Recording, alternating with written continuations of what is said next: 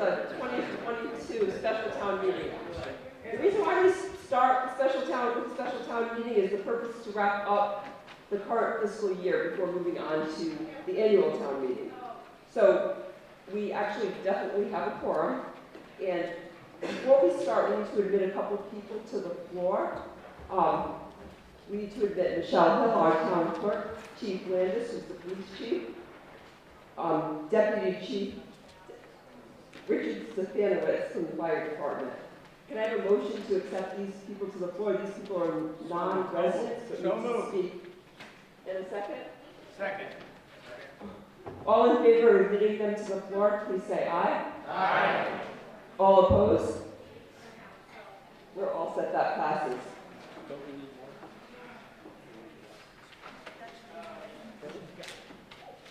I will now recognize Michelle Hill, our town clerk, for the reading of the warrant.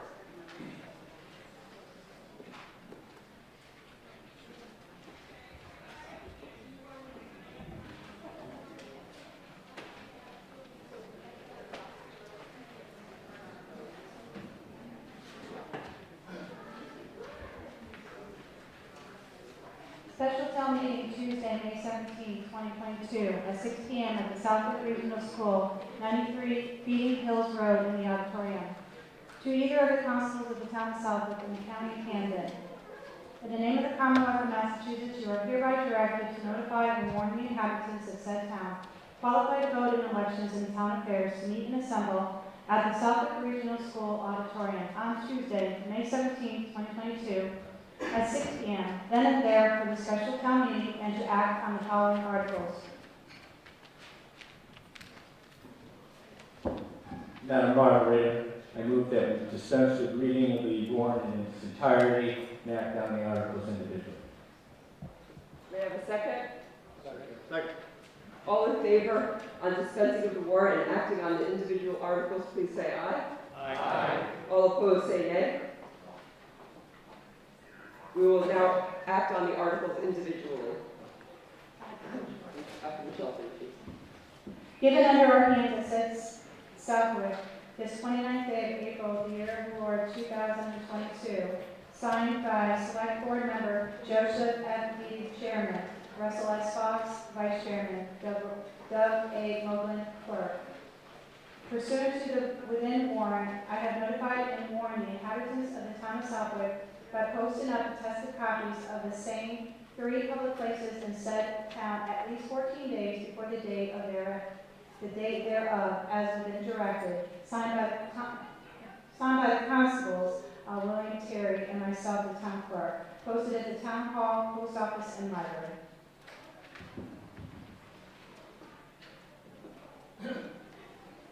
I just want to make a quick announcement because we're doing things a little bit differently this year. If you wish to speak, you're going to come over to this microphone on my right. And the microphone on our left we'll use for different departments who may need to speak on an article. If you're unable to get up for personal reasons I have my assistant Jason St. Jacques in the back with a microphone. Just raise your hand and he's watching from behind to bring you the microphone. Thank you very much. Article 1. To see if the town will vote to appropriate and transfer from available funds, General Salary Reserve, EMS, Water and Sewer Salary Reserve, Assistant HR, Procurement Salary Line, Remote Meeting Activities, Operations Line Item, the sum of $128,955 for the following salary accounts. And you guys can read this. I'm not going to read each individual account.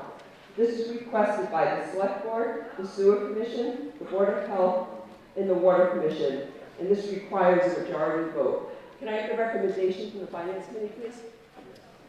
Article 1. The Finance Committee recommends that the town vote to appropriate and transfer the sum of $85,000 from the General Fund Salary Reserve and the sum of $16,000 from EMS Salary Reserve and the sum of $2,450 from the Sewer Salary Reserve, $2,800 from the Water Salary Reserve, $18,385 from Assistant for Human Resources Procurement, and $4,320 from Remote Meeting Activities, for a total of $128,955 for salary accounts as read by the moderator. Does anyone from the Select Board, Sewer Commission, Board of Health, or Water Commission have any comments to add to this?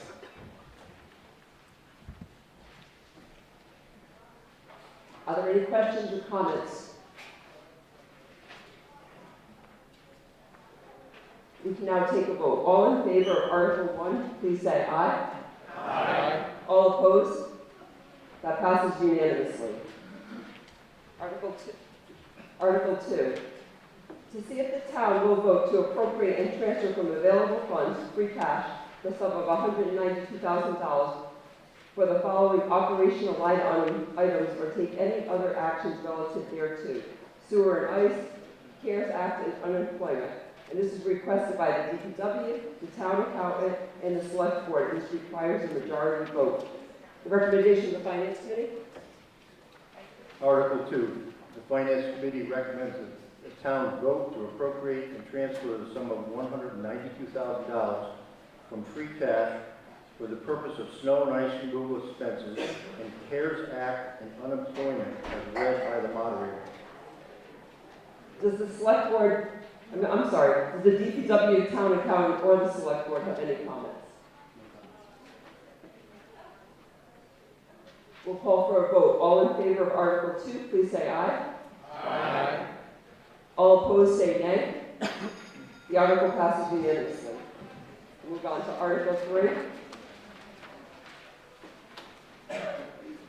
Article 3, to see if the town will vote to appropriate and transfer from available funds, free cash, the sum of $35,000 to the Other Post-Employment Benefits Trust Fund, OPEB, established under provisions under Mass General Law, Chapter 32B, Section 20, or take any other action relative thereto. And this is requested by the town accountant and requires a majority vote.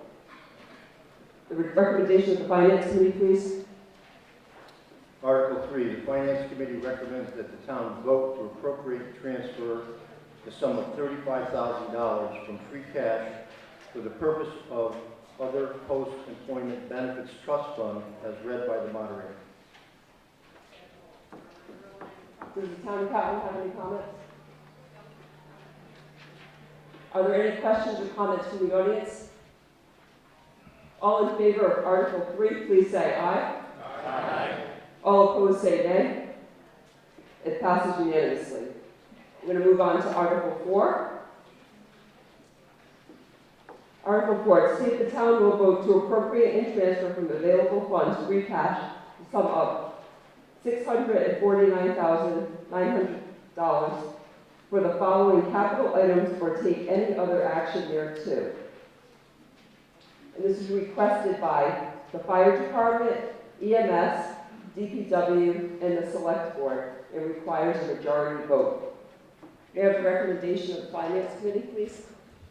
Article 4, the Finance Committee recommends that the town vote to appropriate and transfer the sum of $649,900 from free cash for the purpose of highway road machinery tractor with mower attachment and Fire Department EMS ambulance with outfit equipment and Fire Department pickup truck and Fire Department vehicle utility box and Police Department patrol boat as read by the moderator. Does the Fire Department, EMS, DPW, or the Select Board have any additional comments? Does anyone else have any additional questions or comments? Yes, Marcus Phelps. Just state your name and address, please. Hello? None. Marcus Phelps, 28 Depot Street. I was wondering about the patrol boat, $130,000. Can we hear from the police department as to what we are getting for that amount of money? Yes, Chief Landis, would you come up and address that?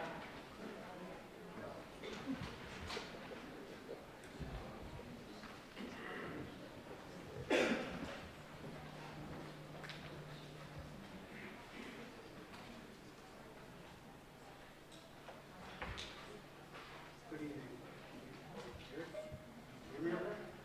Chief Landis, Police Department. So the patrol boat is replacing a Boston whaler that's... Which? Good? So the patrol boat that we're looking at is going to replace a 37-year-old Boston whaler. It's definitely served its purpose for us. The boat that we are looking to procure for the $130,000 is much more public safety oriented. We expanded quite a bit on our dive team component, our search and rescue, and we just need a platform that's more public safety efficient. It's safer for the officers, and certainly as we're up against other boats, generally everything we do is in close contact. And so just to support our services, we just need something that's more current.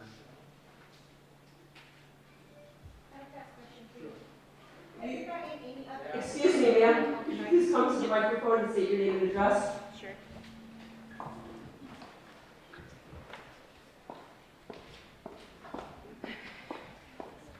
Okay, Beth Carnevale, 62 Davis Road. For the boat. Please direct your questions to the moderator. Okay, for the boat, for the boat, did he get any other estimates, or did he get just one, or did you get three? And where did you go? Actually, we looked out for surplus, government surplus, other places because we were trying to save some money. Unfortunately, we can't use that large of a piece of equipment because our lakes only allow for certain size to get underneath the canals. So for what we're looking for and trying to replace, this is really the lowest we could come, short of something back to what we currently have. Is there something that that we can maybe have on record of what the cost is and the length, the width, and everything for that? I do have the current boat that we're looking at, that information available. Okay, is there any way that you can have that information? Okay, you can ask 2 questions. Okay, I'm sorry, I was just asking. You're all set. Thank you. Does anyone else have any questions? Please come to the microphone. Thank you.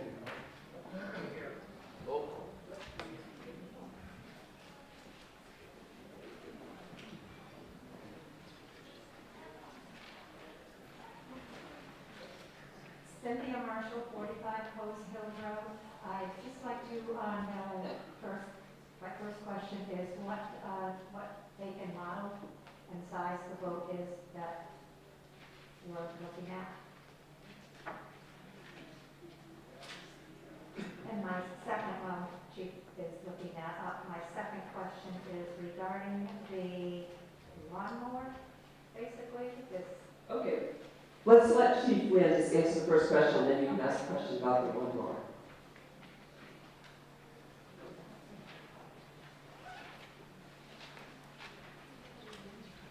So the vessel we're looking at is it's called a Guardian. It is similar to a Boston whaler, 24 feet. It has, I believe, a 90 horsepower motor on it. It'll give us the ability to tow other equipment. Plus, again, it's going to be able to support our search and recovery efforts as well. Thank you, Chief. My second question is from the DPW, that heavy road machinery tractor with mower attachment. Is this the same proposal that was brought by, I don't know his new position, Mr. Sutton in town, that he is requesting? No. And, because I was in a previous meeting with the Finance Committee and the Select Board, there was talk of a smaller machine. Right. Is this the same machine we're No, talking about? nothing to do with it. Totally different. Hello. So basically, this is the mower and the attachment that you could use at the rail trail, more or less. We use it for all of our roadside stuff. Right now, we have 2 mowers and 2 attachments that are roughly 25 or 28 years old.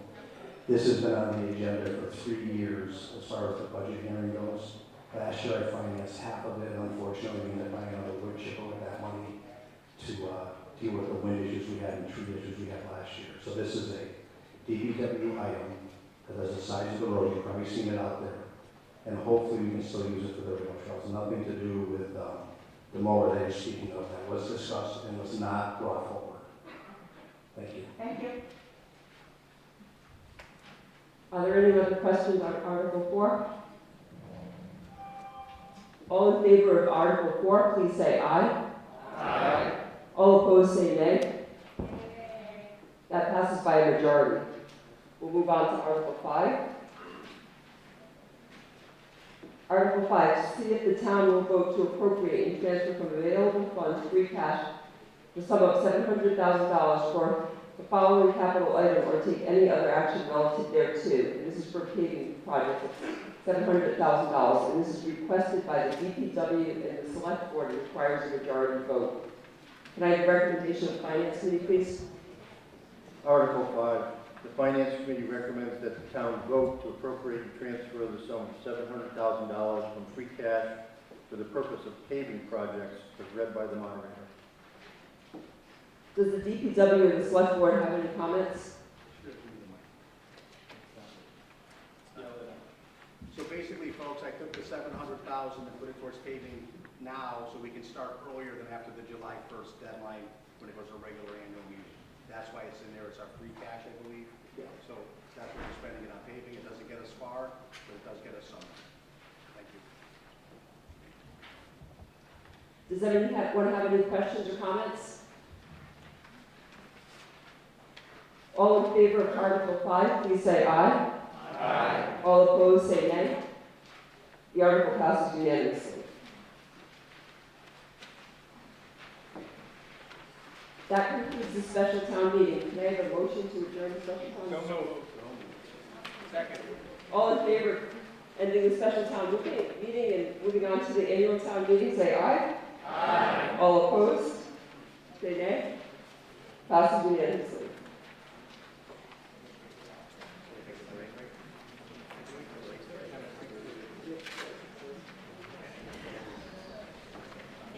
So the annual town meeting is scheduled to start at 6:30, so we're going to take a break. Actually, I'm going to ask that Troy Henke for the VFW 872 come because he's going to do a presentation, and I hope I said your last name correctly.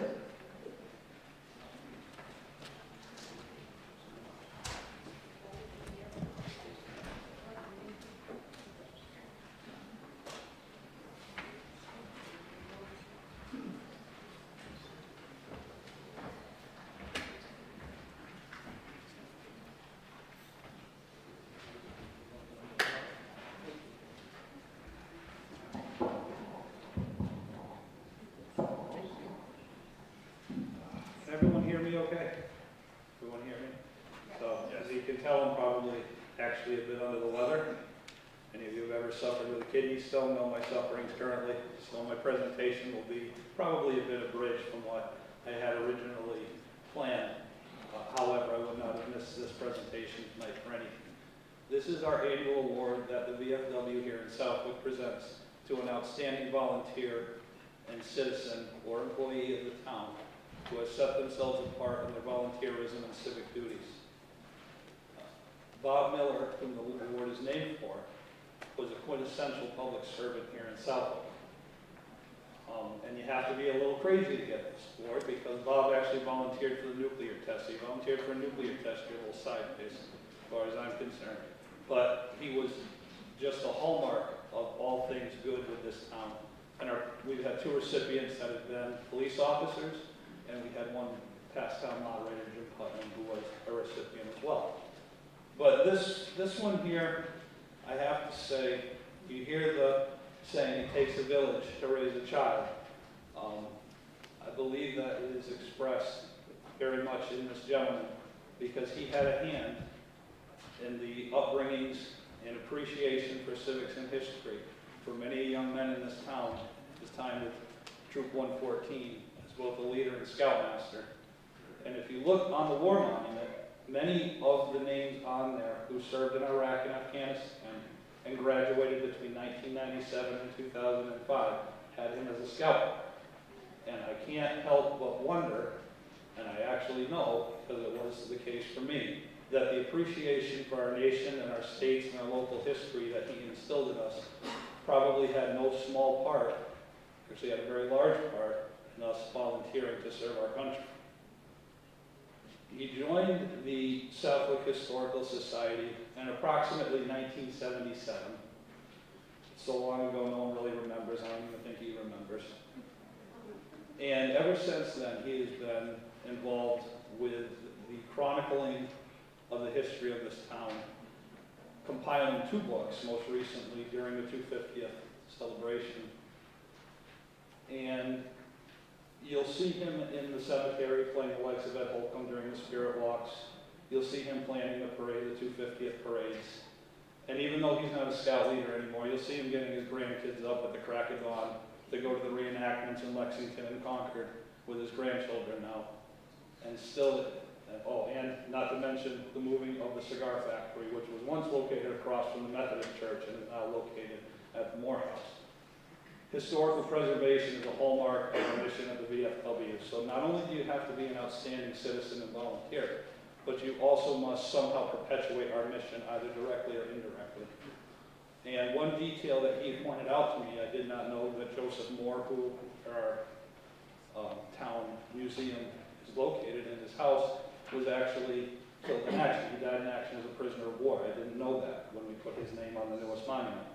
And that attention to detail projected this gentleman to ask me if he should have a star next to his name, and I said absolutely he should.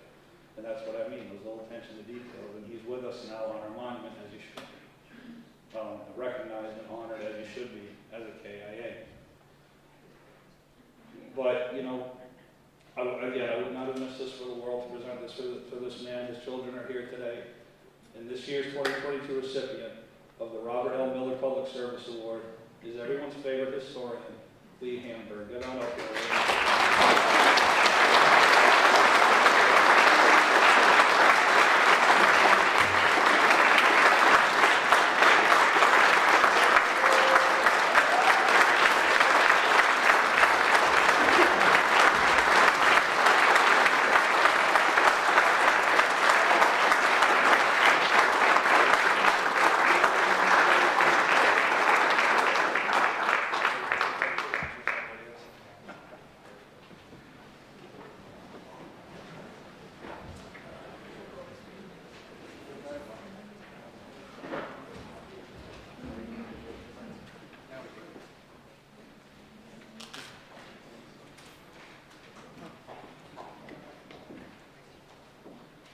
So we're pausing until 6:30 so we can officially open the annual town meeting.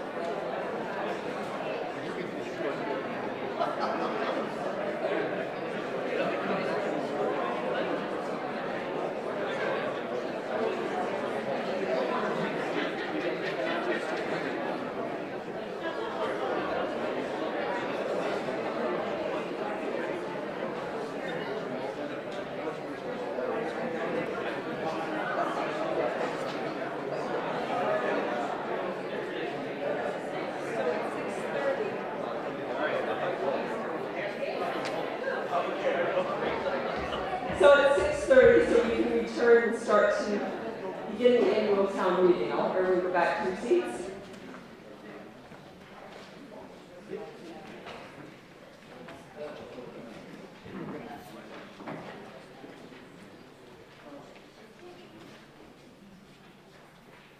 Welcome to the 2022 Southwick Annual Town Meeting. My name is Celeste St. Jacques and I reside at 22 Deer Run here in Southwick, and I am your elected town moderator. Welcome to many people who probably are experiencing their first town meeting, which is very unique to New England. Here in Southwick, as many towns in New England, we have an open town meeting. This means that we as citizens get to come and vote and voice our concerns and ask questions on the articles on the warrant. This has existed in New England for the past 400 years. Southwick Town Meeting dates back over 200 years. Unfortunately, some of the records were actually destroyed in a fire. Town meeting is said to be one of the purest forms of government, where we the people get to speak. We follow town meeting time, so this is the book we look at, and we have town bylaws, and we also follow Massachusetts State General Law, Chapter 39, Section 9, that requires us to hold an annual town meeting. There are a couple of rules in place that are in our town bylaws that we follow. We have a microphone set up each on side of the stage. This is the first year we're doing this a little bit differently, being back inside. I'm going to ask if you wish to speak that you come to the microphone to my right, and we'll keep the microphone to my left for people who, like the planning board and school committee, who need to come and speak. If there's an article that just the select board is speaking on, we can open up to both microphones. Before you speak, make sure you say your name and address, and all comments and questions need to be directed at me. You have 2 minutes to speak. You can speak 2 times, and then you have to wait to speak, and you can speak 1 more time after that. We're speaking just to the articles that are on the warrant. There are no personal attacks. Always address that article we're currently on, because we don't go back. And there's no cheering, no booing. Please just be civil and respectful. I have one other request, is please no cell phone use. And if you need to use your cell phone, please leave the auditorium and walk down the hall so it's not disturbing. The moderator remains the right to remove anyone from the meeting. Luckily, I don't believe we have had to do this in this town, but I have heard other towns have had this, but I know everyone's going to be wonderful. We're going to have a great meeting. I want to talk about voting. First, we do a voice vote like we did in the special town meeting. And if we're unclear on how that falls, we'll go to a hand count. If a vote is called a certain way and you don't agree, I want you to speak up. I want you to raise your hand and let me know right away, because we can't go back. But we can either do a revote and rectify the situation. This is the time to do it. I also want to take a minute to introduce the people on our stage. We have our select board, Joseph Deedy, Doug Vogelin, and Russ Fox. We also have Carl Steinhardt, our town manager, Benjamin Coyle, our town council, Michelle Hill, our town clerk. Behind me, we have Laura Fletcher, our town accountant, and our assistant town accountant, Melissa Bridges. And then we have the members of our finance committee who do a wonderful job on getting our budget together. We have David Metheny, Terry Mish, who's our co-chair, Art Pinnell, who's our chairman, Sheila Chamberlain, Paul Connolly, Dr. Richard Zalowski, Alita De Maria, and Karen Tomato. I have hand tellers assigned to count our hand votes. I have David Pierce, who will count my section to my right. I have Robert Stevenson, who will count the section to the left, and the members on the stage. And I assigned Michael McMahon, who doesn't seem to be with us, so the wonderful Jim Putnam volunteered to count the center. I also want to take a minute to thank the staff from the high school who's done a tremendous job helping us, and our town hall staff for setting up. And also want to recognize Ken Stromsky, who's on the video. Now, I'd like to take a minute. We're going to stand, and Chief Anderson is going to lead us in the Pledge of Allegiance.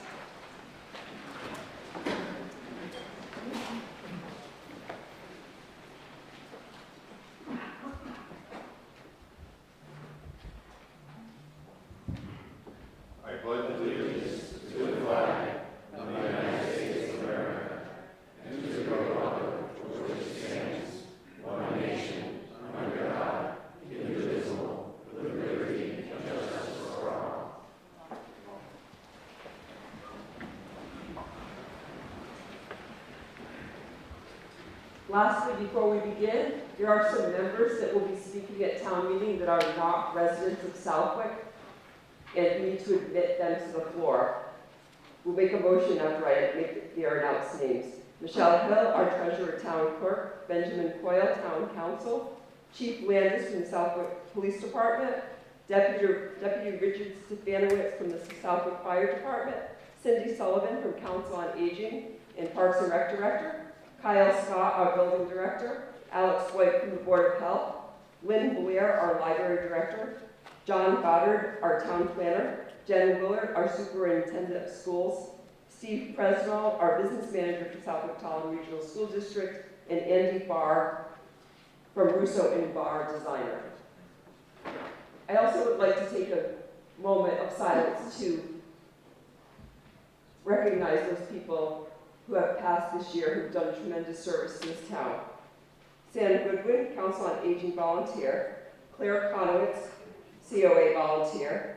Don Crifty, Fire Commissioner. Jack Sinico, a former selectman. Robert Horacek, Finance Committee and Cable Committee. Seth Kellogg, Conservation Committee. George LeBlanc, who served on the Board of Appeals and the Regional School District member. Fran Erhardt, Finance Committee, Building Committee for Southwick High School. Art Rosenwald, Channel 15. Earl Murphy, the Sewer Implantation Committee. I would also like to take a moment to recognize all U.S. service men and women who have served our country. Thank you so much for your service. I will now recognize Michelle Hill for the reading of the warrant. Point of order. Thank you. Yes, we need to make a motion to approve the non-residents who need to speak at the meeting. Can I have a motion? So moved. Second? All approved say aye. Aye. Opposed? All set. Now we can read the warrant.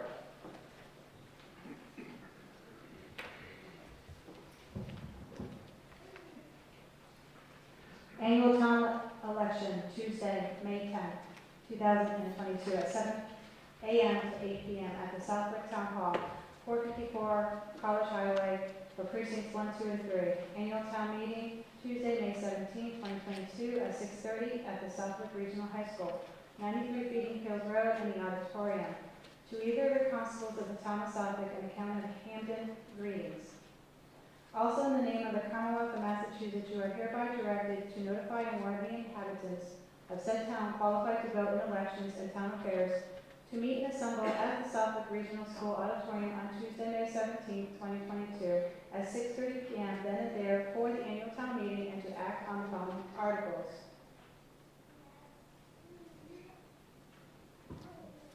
Madam Moderator, I move that we dispense with reading of the warrant in its entirety and act on the articles individually.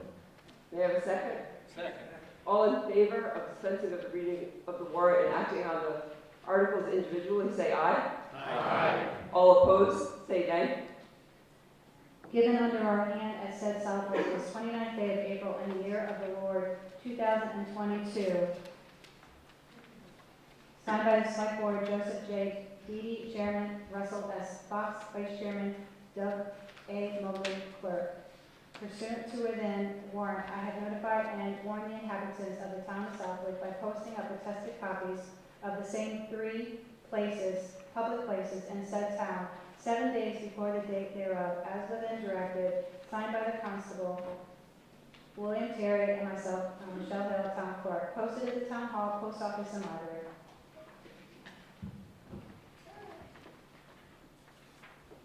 We'll begin with Article 1, which does not require a vote because it's already been acted on last week because it had to do with the election. So we'll move right on to Articles 2 through 5. These articles we're going to see if we can make a motion to combine them. They're general housekeeping items. Article 2 is deals with the town reports.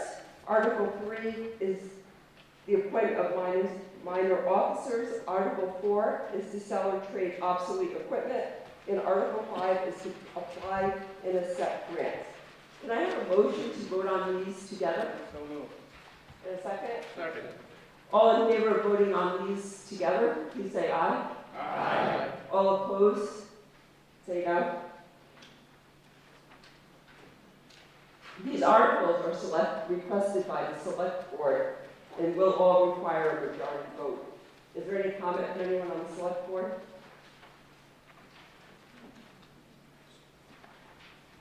Do we have any questions or comments regarding these articles? All in favor of accepting Articles 2 through 5, please say aye. Aye. All opposed, say nay. The article passes. Article 6, the Town Hall roof and HVAC replacement borrowing authorization.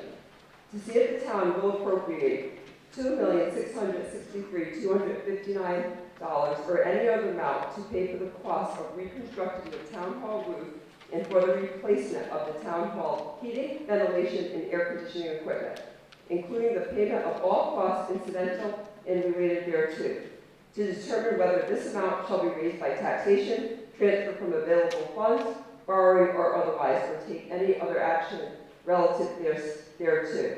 This is requested by the select board, and this requires a 2/3 vote.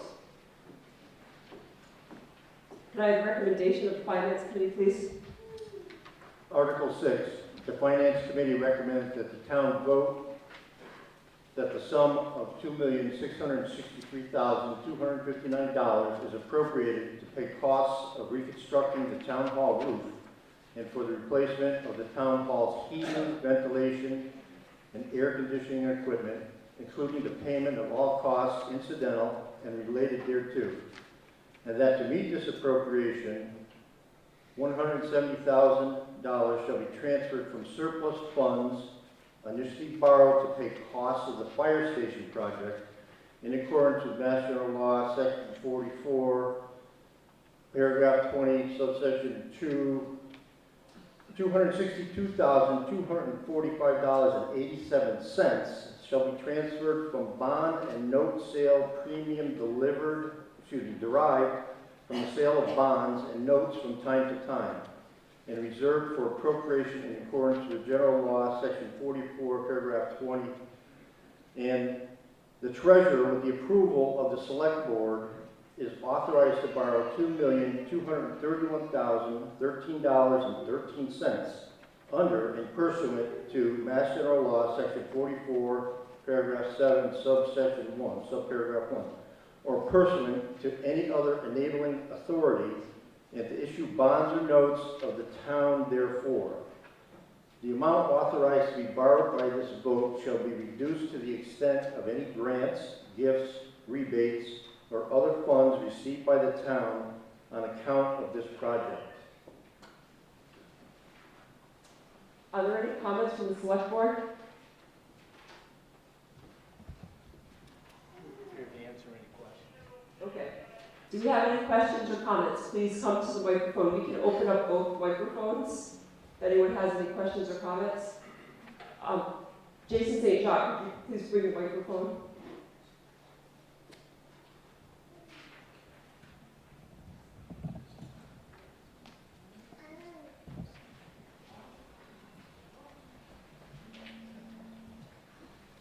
Cynthia Marshall, 45 Post Hill Road. I have only a comment on this article, that Select Board, Finance Committee knew that the town hall needed a new roof years ago. Any homeowner knows when they're going to need a new roof. And I know they wanted a large sum of money from Community Preservation Fund. They did not get it. And this is atrocious that this has come up, and the money hasn't been saved over the years to fund the new roof that everybody knew was going to be needed. Thank you. Would anyone else like to come up to the microphone for questions or comments? All in favor of Article 6, please say aye. Aye. All opposed, say no. No. That sounds like a 2/3 passing. Does anybody object to that? Okay, we can move to a hand count. So let me just go over the procedure for the hand count. You have 2 cards. A pink will be the yes, a blue will be the no. I'm going to ask our tellers to get ready to count, and please include yourself. I want you to stand and raise your card if you are voting yes.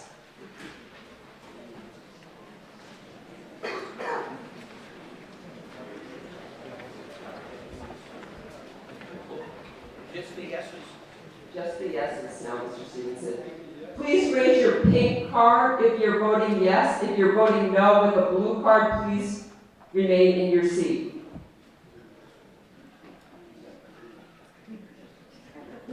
Thank you.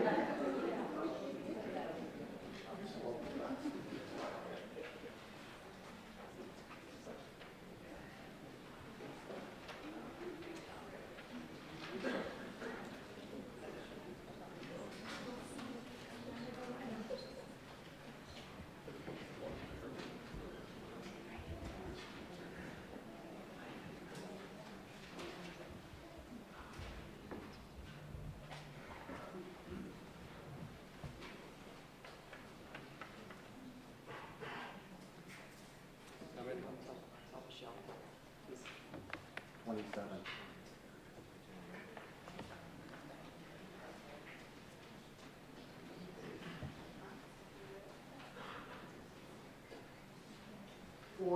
Voting yes in the center.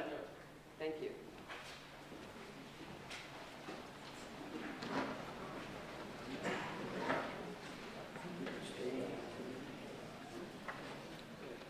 Now, if you are voting no, please stand and raise your blue card.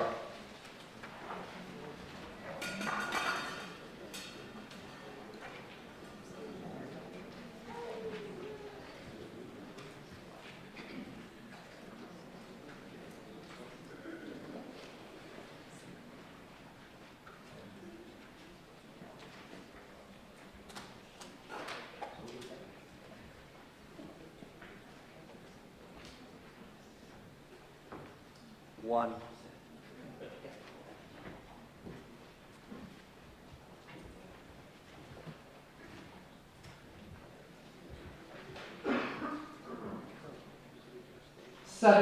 Voting no in the center. Thank you.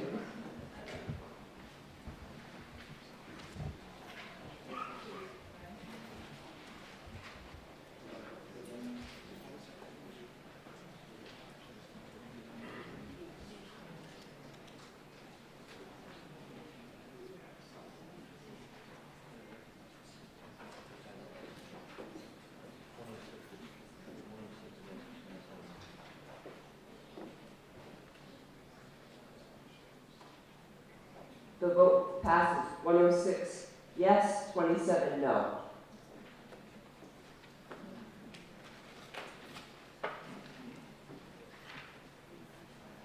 We'll move on to Article 7. Article 7 is to accept the OPEB trust fund.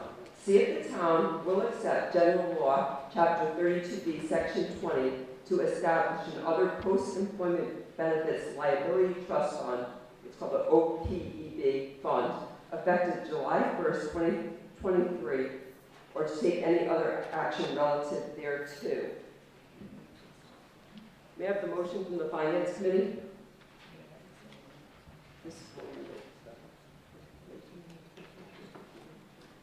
Can I have a motion for Article 7, please? So moved. And a second? Second. Are there any questions or comments from the Select Board? Are there any questions or comments from the audience? All in favor of Article 7, please say aye. Aye. All opposed? say nay. The article passes unanimously. Article 8, authorize investment of OPEB fund under prudent investor rule. To authorize the custodian trustee OPEB trust fund, the fund board of trustees of OPEB fund established under General Law Chapter 32B, Section 20, to invest monies in the OPEB fund under the prudent investor rule established in General Law Chapter 23C, or take any other action relative thereto.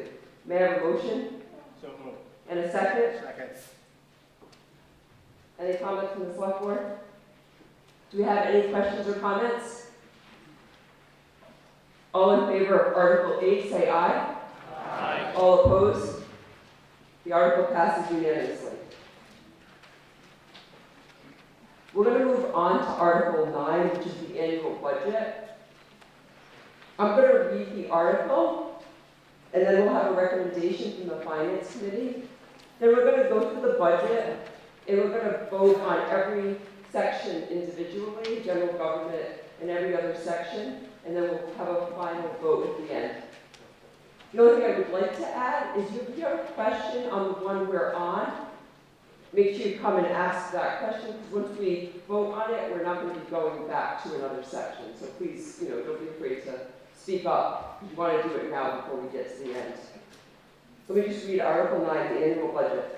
To see if the town will vote to fix and compensate of elected officers in town employee salaries where stipulated, provide a reserve fund, provide a sum of money for capital outlay for the following town departments: the Assessor's Office, Cable Channel 15, Computer, Police, Fire, Lake Management, Lake Restoration, Council on Aging, Planning Board, Library, Cemetery Commission, Park and Rec Commission, Town Hall, Public Safety, DPW, the various divisions, and determine the sum of money the town will raise and appropriate, including appropriations from available funds to defray charges and expenses of the town, including debt and interest for the ensuing fiscal year 23, July 1st, 2022 to June 30th, 2023, or take any other action relative thereto. And this is requested by the Finance Committee. And let me just add that every budget is a majority vote. Article 6, Article 9. The Finance Committee recommends that the town vote to raise and appropriate the sum of $13,954,116 and appropriate and transfer from free cash $1,650,000 and appropriate and transfer from sale of lots $10,000 and appropriate and transfer from the cable peg access the sum of $64,700 and appropriate and transfer from overlay surplus the sum of $70,000 and appropriate and transfer from sewer capital account the sum of $23,000 and appropriate and transfer from the recycling grant the sum of $6,000 and appropriate and transfer from water retained earnings the sum of $30,000 and transfer from sewer retained earnings the sum of $345,283 for the grand total of $16,160,099, which represents the general fund budget in the amount of $12,089,098 and the water fund budget of $1,500,000 and the sewer budget of $1,472,332 and the emergency medical services budget for $1,098,669 as read by the moderator. Okay, so we're going to start with general government, which begins, I'm guessing on this one because the numbers are a little small, and I believe it says page 1. I thought it actually was a 9 before I put my flashlight on, so I apologize. So we're going to start general government.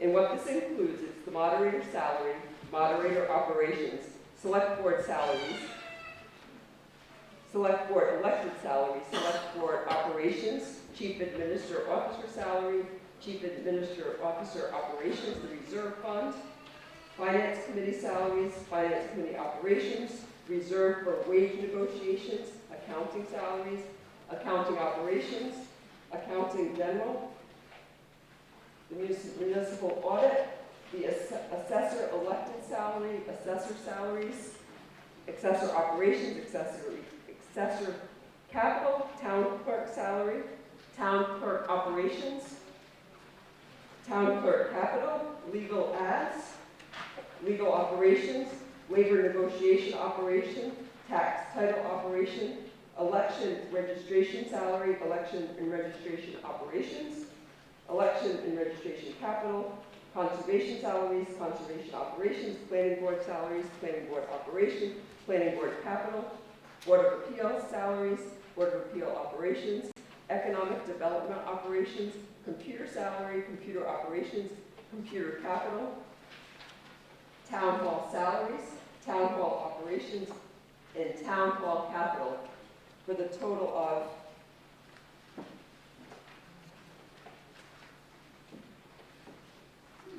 $2,627,142. And that's the end of general government. Do we have questions and comments? Does anyone want to come up or speak or have a microphone brought to them to speak on general government?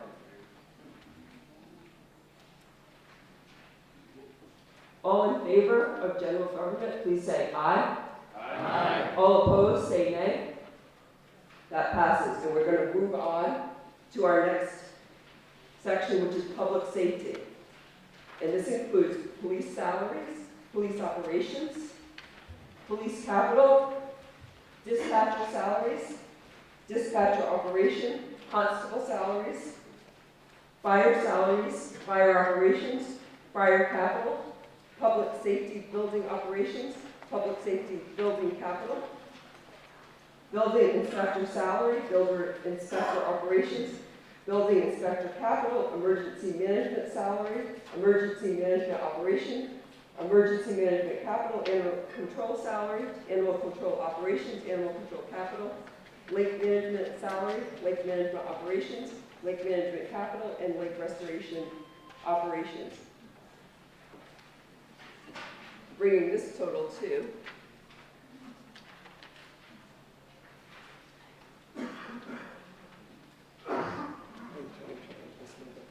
$3,505,375. Are there any questions or comments? All in favor? Please say aye. Aye. All opposed, please say no. Now we can move on to public works. Public works includes gas and oil, DPW salaries, DPW operations, DPW capital, DPW salaries, road operations, street lighting, road machinery operations, road machinery capital, engineering division salary, engineering division operations, Channel 90 division, solid waste salaries, solid waste operations, and solid waste capital. Bring that total to $2,007,747. Are there any questions or comments regarding the DPW? All in favor of DPW budget, please say aye. Aye. All opposed? That section passes. The next section is a small section that has to do with sewer implementation salaries and sewer implementation operation. And that total is $713. Does anyone have any questions or comments? All in favor, please say aye. Aye. All opposed, say no. That section passes. And then we move on to human services, which includes cemetery salaries, cemetery operations, cemetery capital, Board of Health salaries, Board of Health operations, Council on Aging salaries, Council on Aging operations, Council on Aging capital, and the veterans. So bringing the total for human services to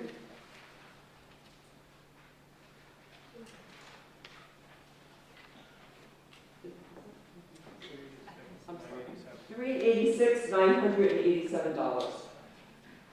Do we have any questions or comments? All in favor of human services budget, please say aye. Aye. All opposed, say nay. That section passes.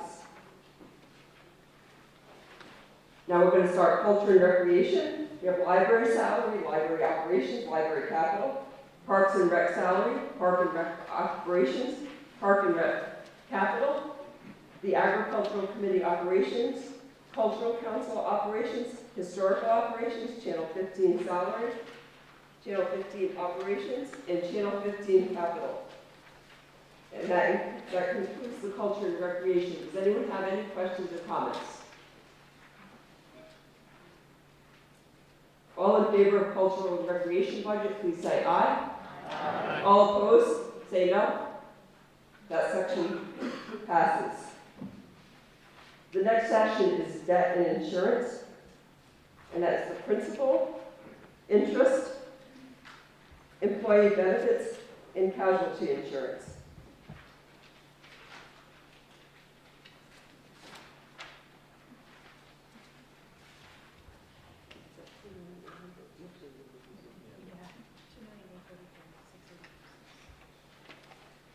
$2,843,686. Are there any questions or comments? All in favor? Please say aye. Aye. All opposed, please say no. That passes unanimously. Now we will take a vote on the general government. Does anyone have any final questions before we just take this last vote? Okay. The general, and I apologize, next year we'll be making these numbers bigger. Last year I was able to read them fine, I'm a year older, and the lighting here is not as good as outside. The general government total is $12,089,098. All in favor of the general government, please say aye. Aye. All opposed, please say no. The budget passes. We have two separate budgets that act independently. We're going to start with the water budget. It includes elected salaries, regular salaries, operations, capital, debt, insurance, salary reserve, and employee benefits.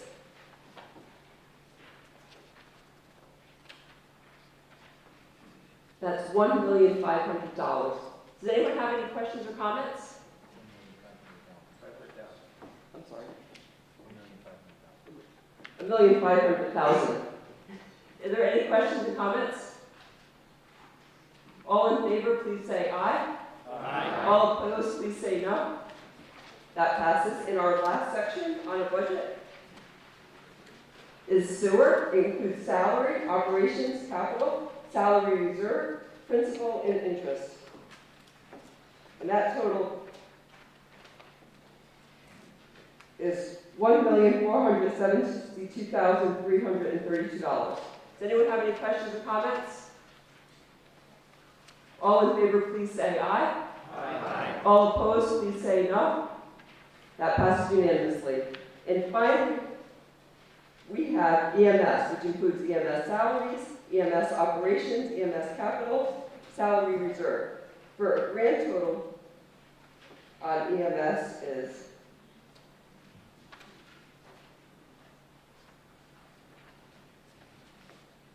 one.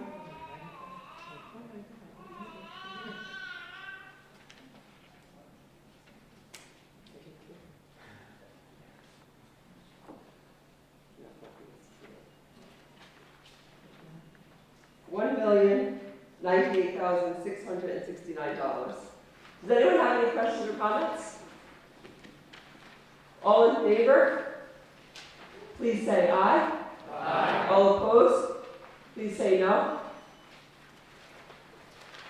That passes as well. So now we're done with the budget and we're going to take a brief moment for a special presentation.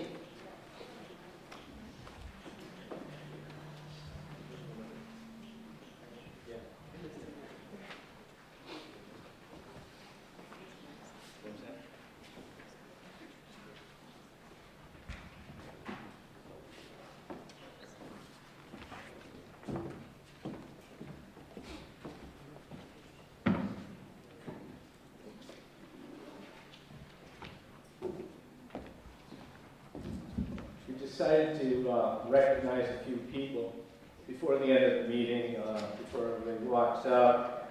So we have some people that are finishing up their term of office. So we have certificates of appreciation to Kelly D. DeLore, who's coming off Dickinson School. We have a citation for Jean Nielsen, who's coming off of the Board of Health. We have a citation for Lee Hamburg, who's resigning from the Historical Commission. Yes, Historical Commission. We have a certificate of appreciation to Deb Thorap, who's stepping down from Community Preservation. And we have one here for Beth Malone, who's stepping down from the Housing Authority. So if we can have a round of applause for those people.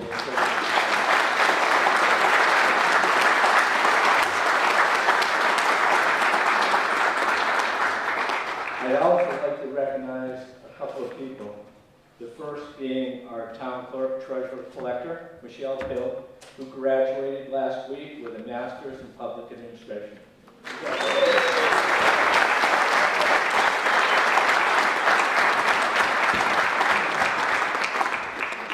The next person, and this is a little sad, I'd like to recognize Fire Chief Russ Anderson. Russ will be retiring before the end of this year, and the town of Southwick has benefited greatly from his leadership. Russ and his department have made many improvements, especially in regards to our emergency medical services, which is now at paramedical level. Russ, thank you very much.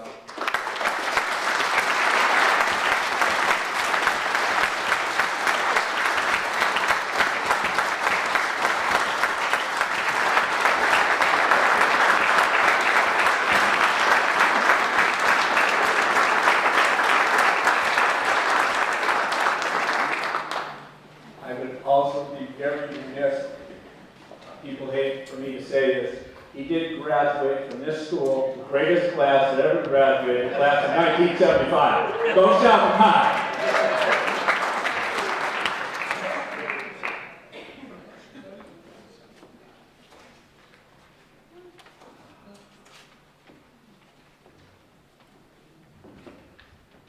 I want to thank you for allowing me,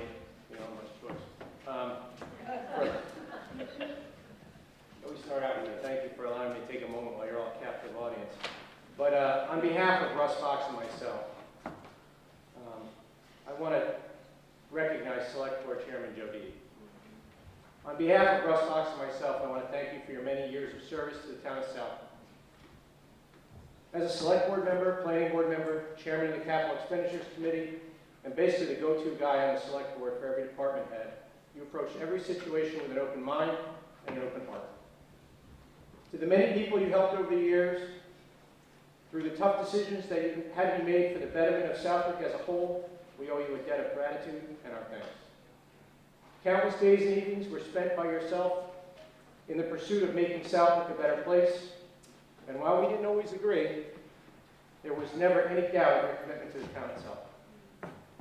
We want to thank you for your work with many town departments, including upgrading of our ambulance service to paramedic level, continued improvements at the Southwick DPW and Police Department, as well as the new structure and Council on Aging and Parks and Recreation. Let's also not forget your contributions, large and small, for doing the distance barbecues for our essential town workers during COVID, to the incredible Thanksgiving meals that you prepared for the indigent and lonely. For some, the holidays are lonely and sorrowful time of the year, unable to visit for family or have no family, and being able to share a meal with others brightens one's outlook on life. I know these types of events that you put together ahead of your own family on holidays has made a lasting impression on me, my family, and many others throughout the community.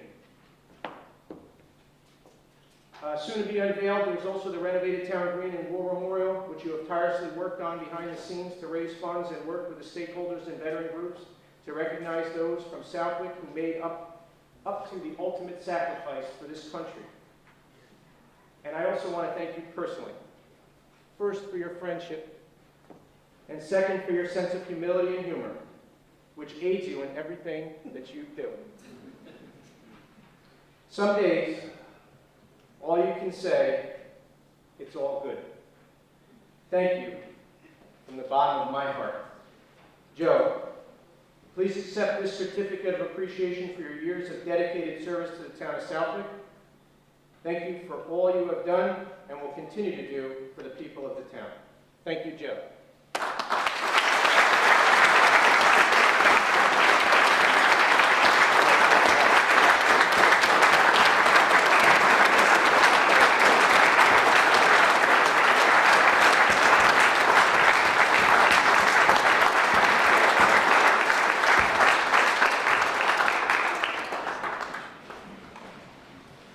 Now I see why Celeste can't read them.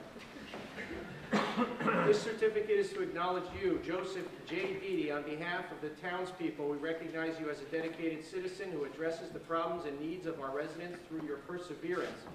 Your dedicated service of 9 years is a testament of superior leadership and has proven you have genuine and sincere interest in making Southwick and its surrounding communities a better place to live.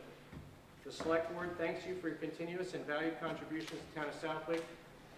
Russell Fox, Vice Chair, Select Board. Doug Moglen, Clerk. And lastly, this one you get to take home. Thank you. You're welcome. Sue. Oh, it's already framed. It's already framed. And our esteemed representative has presented the following. From the House of Representatives, be it hereby known to all that the Massachusetts House of Representatives offers its sincerest gratitude, congratulations to Joe Didi. When you put Joseph, it says Joe right there. In recognition of your years of dedicated service to the Southwick Select Board. That's better than what most people call. True that. The entire membership extends its very best wishes and expresses the hope for future good fortune and continued success in all endeavors, given this 17th day of May, 2022, at the State House, Boston, Massachusetts, offered by Representative Nicholas Boldega. Joseph.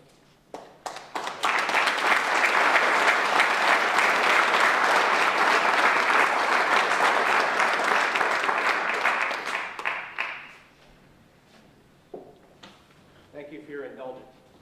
I just want to say thank you for allowing me to serve you, and we'll see you in the future.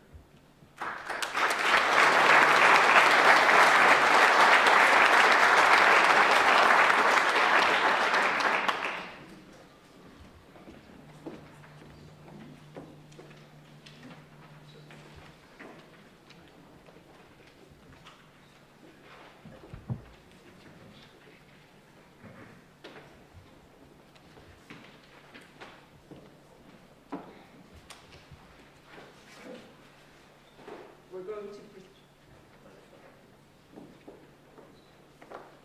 going to proceed. Is this on? No. Didn't realize. Not yet.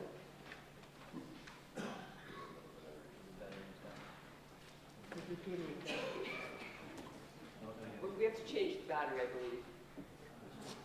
Oh, now it's got a red light on it. I think it's supposed to be green.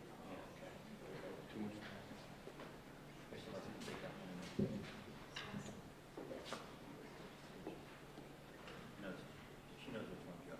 Don't hurt yourself.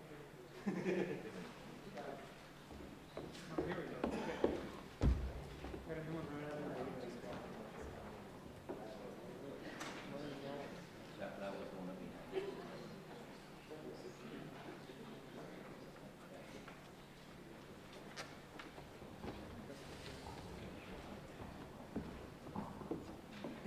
Article 10, Department Revolving Fund Annual Spending Limit Authorization. To see if the town will vote to fix the maximum amount that may be spent during the fiscal 2023 year beginning on July 1st, 2022 for the revolving funds established in Chapter 25 of the Code of the Town of Southwick for certain departments, boards, committees, agencies, or officers in accordance with Massachusetts General Law, Section 40, Chapter 44, Section 53A 1/2, or take any other action relative thereto, and is requested by the Select Board and requires a majority.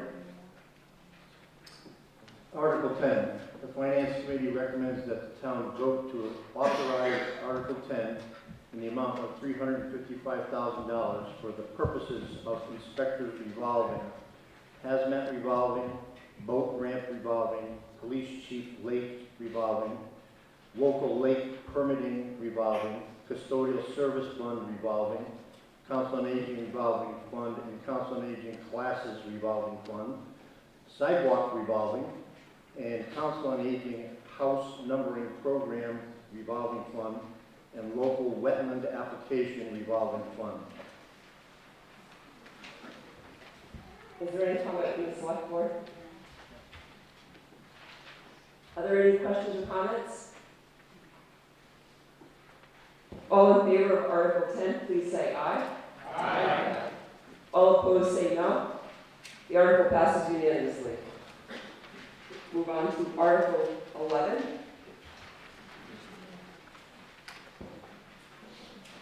Article 11 is the Community Preservation Annual Budget. To act on the report from the Community Preservation Committee on the fiscal year 2023 Community Preservation Budget, and to set up a budgeted reserve for later appropriation of monies from the Community Preservation Fund, annual revenues, or available funds for the undertaking of conservation preservation projects, and all other necessary and proper expenses for the year, pursuant to Massachusetts General Law, Chapter 44B, from the estimated fiscal year 2023 Community Preservation Fund. Appropriation to be set aside as follows. I'm going to have you guys can read through this, and this is requested by the Community Preservation Committee, and this requires a majority vote. Does the Finance Committee have any comment?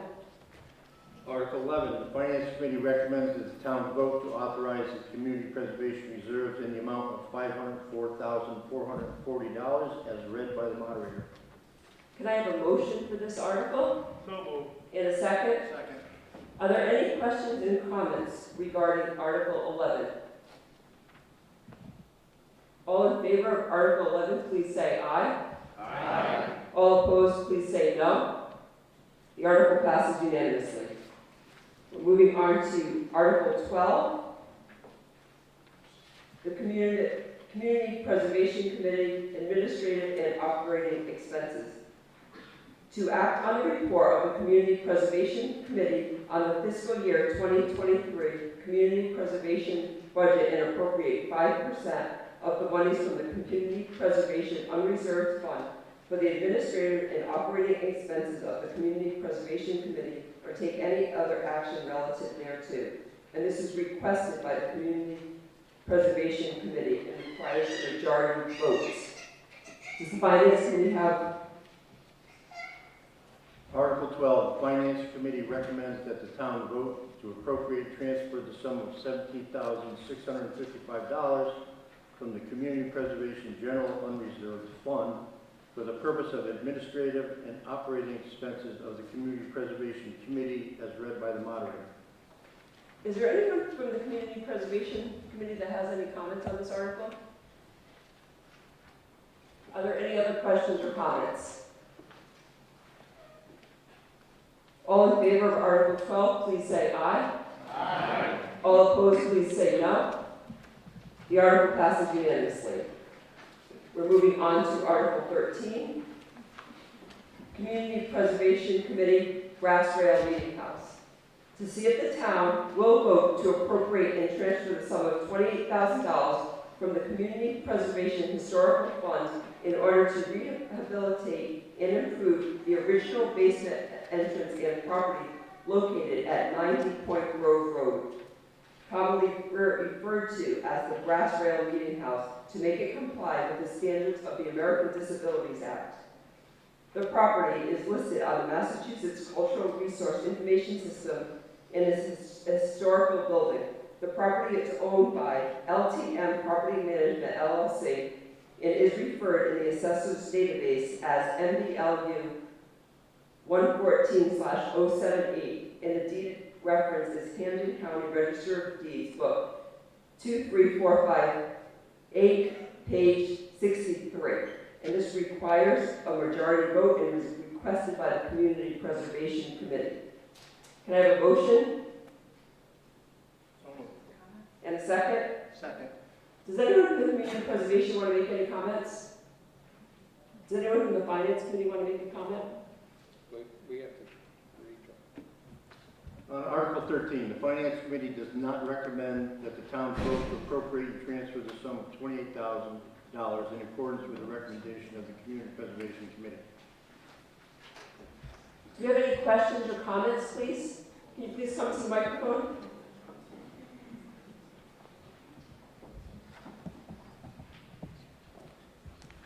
Michelle Pratt, 152 Berkshire Ave. Madam Moderator, I have both a comment and a question. My first comment is that the FinCom has that the brass rail is a privately owned for-profit business. It may set a precedent for future funding requests for private nonprofit businesses in town. I want to read from state CPA website for funding. The bottom line is this. CPA funds may be able to fund a project on private property, but only if the project is advancing a public purpose, such as municipality acquiring a deed restriction, providing public access to the property where there was none before, or some other public benefit recommended by your municipal council. I would say ADA accessibility for patrons in our town is an absolutely appropriate use of these funds by a public entity, by a private entity. So I don't think that it's appropriate to bias CPA funds for private businesses. So that's my comment. My question to the FinCom is that, or Madam Moderator, is that if CPA funds are a surcharge on our taxes that the town agreed to be able to put forth for the purposes outlined under CPA, I'm wondering why the FinCom has any say as to how those funds are used. It's not part of the general town finance budgets and things like that. It's something that, you know, we already put our taxes into. I feel like that should just be spoken to by the CPC. So I'd like a comment or response on that, please. Okay. Who would like to take that? Yeah, I'd be happy to try to respond. I think part of the answer to your question is the legal aspect of the Finance Committee responding. It is in the town code that the Finance Committee address every financial warrant article. And it's in that spirit that the Finance Committee addresses community preservation articles. We are aware that community preservation articles can proceed with or without input from the Finance Committee, but I believe an earlier legal opinion advised us to input. So that's the responsibility that we've undertaken on the advice of town council, and I would anticipate that we would continue with that procedure. Any other questions?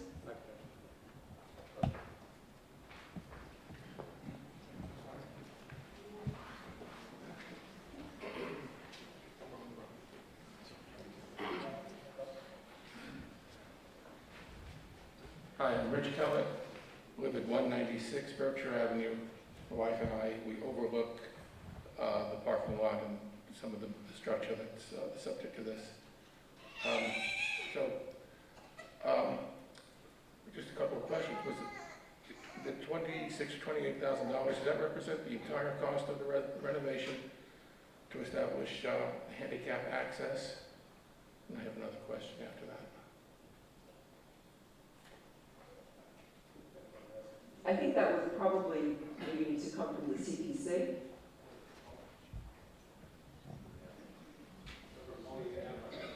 Or the applicant, yes, I'm sorry. Could you please come to this microphone? And just give your name and address as well, please. How are you? Thank you, Jen Velasco, 3 Lakeshore Drive. That was for the outside renovation. We did a temporary access for right now. The inside has been completely done with ADHD, and the basement is ready to go. Right now, there's a temporary way people get in, but with this $28,000, we'll actually beautify it and something nice for you to look at. Okay, thanks. Did you have one more question? Yeah, so there is a shared expenditure over there. Yeah, isn't then that entity obligated to comply with the ADA? And why does it become a town issue at all? It's already temporarily done, like you said, so it's accessible right now, but Thank you.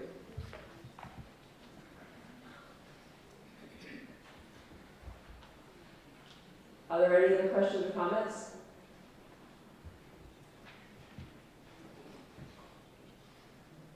Chief Rippel, 178 Morton Brand Road.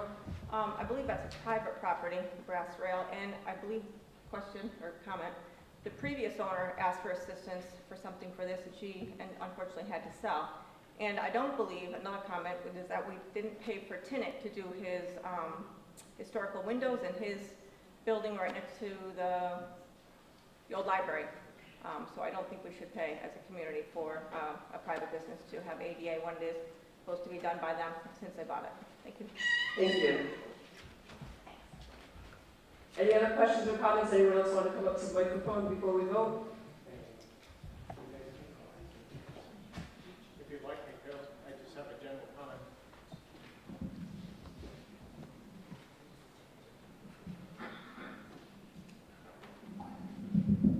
Doug Moglen, 5 Hidden Place. I'm not going to speak to the merit of the project.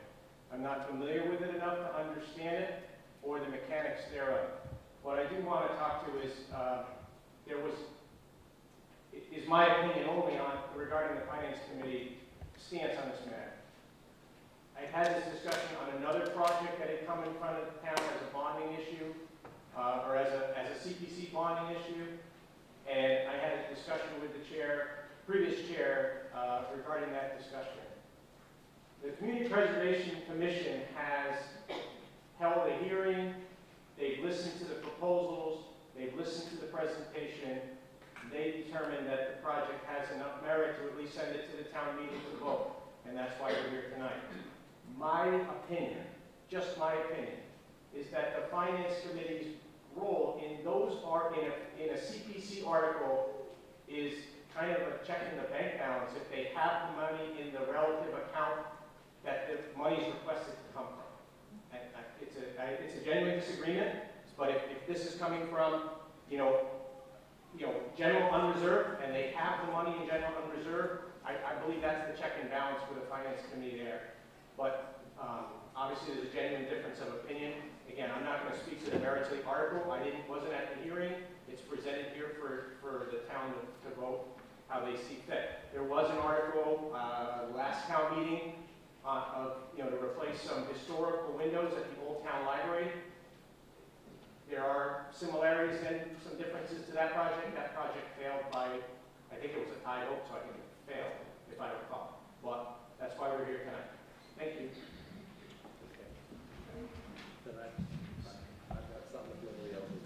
Yes, Terry Mish.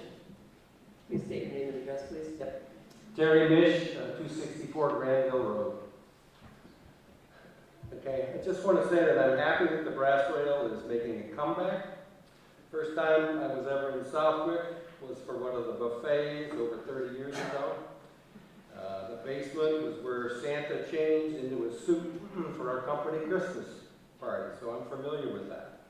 I've even attended lingerie parties there for a fundraiser. Having said all that, to me, this is my own opinion. This is setting a bad precedent for spending Southwick taxpayers' money. I know of other older, historic, private, for-profit businesses in town that could do more for their ADA compliance, should they apply. And if they're denied, we could expect lawsuits. The ADA and other regulations have changed and will continue to change. Will we be bound to pay for private for-profit businesses to update their compliance?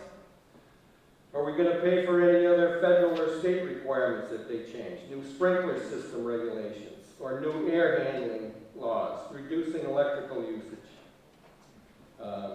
Is the town to be held harmless if somebody sues for an accident on an improvement that the town paid for? The town is also responsible for making sure that the regulations are followed. And now the taxpayers are going to pay to bring a private for-profit business up to those standards. To me, this is not good use, not fiscal use of Southwick and state taxpayers' money. Frankly, the presentation for this should have been better presented to a loan officer. All increased businesses is good for the Your town. 2 minutes is coming to a close. I know, I timed it. So the argument of bringing more business into town is really pointless. Thank you. Thank you. Any other questions and comments? We will now go to a vote. All in favor of Article 13, please say aye. Aye. All opposed, please say no. No. I'm going to suggest we go to a hand count because that's a little bit difficult to tell. Again, we're going to use our pink cards. May I have our tellers please count and remember to include yourself. With your wristband hand, please raise your pink card and stand to be counted, please. Pink is aye, correct. Pink is yes. Pink is yes, correct.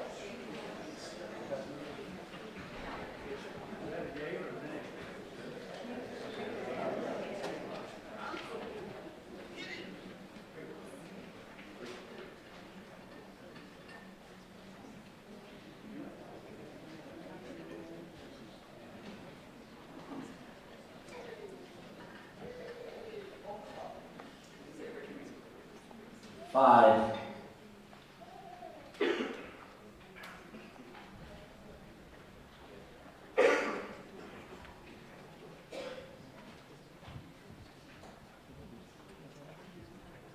$23 yes in the center.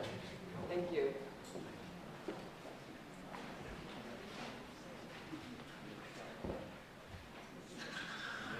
All opposed, I would like you to stand with your banded hands.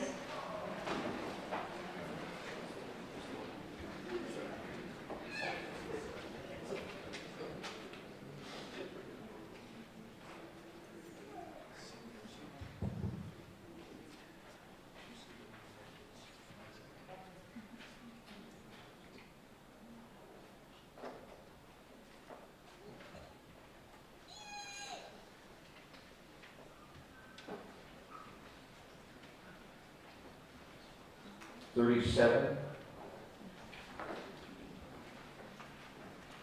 $24 no.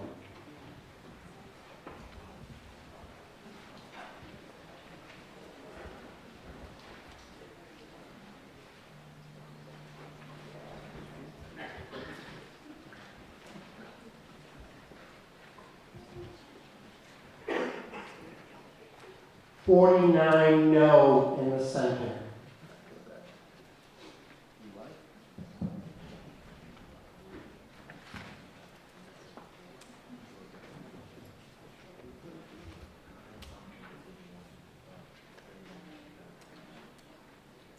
There are 31 yeses and 110 no. The article does not pass. We're going to move on to Articles 15 and 16. And these articles have to do with our regional school. Oh, I'm sorry, I skipped a page. Article 14 is the alum treatment debt service. To see if the town will vote to appropriate the sum of $73,800 from Community Preservation General Unreserved Fund for the purpose of making the third interest and principal payment on the $600,000 bond issued for the alum treatment of Congamon Lake. And this is requested by the Community Preservation Committee and the Select Board and requires a majority vote. May I have a motion? So moved. And a second? Second. Does the Finance Committee have a comment?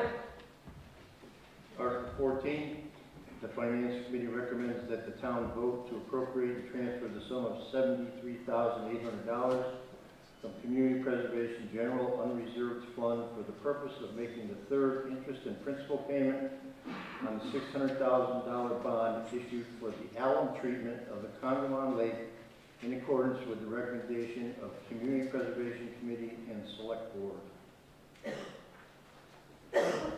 Does the select board or community preservation have any comments?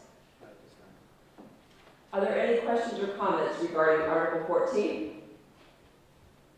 All in favor of Article 14, please say aye. Aye. All opposed, please say no. The article passes unanimously. Now we can go on to the school budget. Article 15 is the regional school district budget. To see if the town will vote to raise and appropriate or transfer from available funds the sum of $12,252,012 for the Southwick Town Granville Regional School District assessment for the fiscal year 2023, commencing July 1st, 2022, and ending on June 30th, 2023, and take any other action relative thereto. This is requested by the Southwick Town Granville Regional School District. This requires a majority vote. Can I have a motion? So moved. And a second? Second. Does the Finance Committee have a comment? Article 15, the Finance Committee recommends that the town vote to raise and appropriate the sum of $12,252,012 for the Southwick Town Granville School District assessment for the fiscal year 2023. Mr. President, do you have any comments from the Southwick Town Granville Regional School District?